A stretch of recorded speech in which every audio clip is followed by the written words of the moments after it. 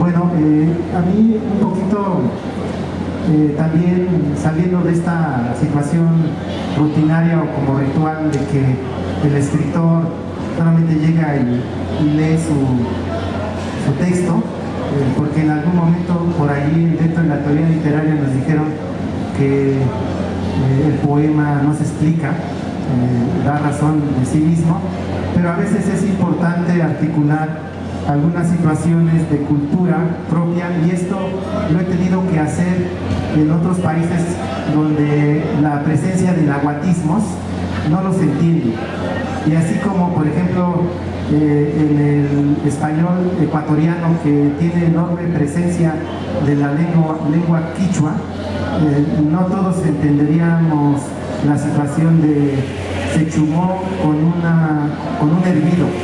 Entonces tendrían que ustedes saber qué quiere decir chumar, digamos en quichua, y bueno, lo digo como ejemplo, y en el siguiente texto que voy a leer lo señalo porque es el primer texto onomatopéyico que yo, digamos, me decidí a escribir.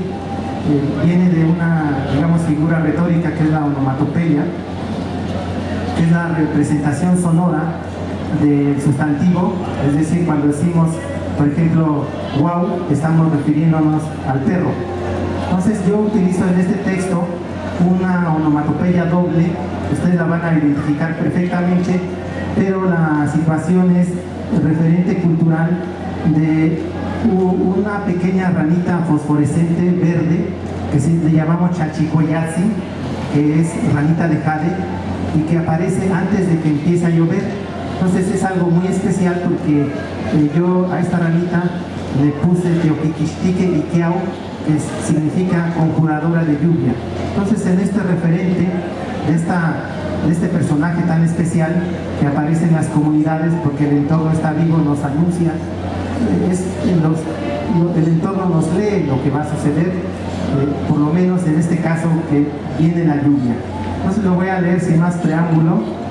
Teoquiquixtique Iquiau, croa, croa, croa cras, croa, croa, croa cras, mocuicayo chachicoyatzi, quisomoni tescat ilhuica, temogua clasococolisteo clatayat, calaqui huecaclan titiltexipalito clanansin, quitoctito sonolpaquilillo, huepone xoxnemiliscli, ipan toello clasólimo claloua, ica, huilihuiliscli.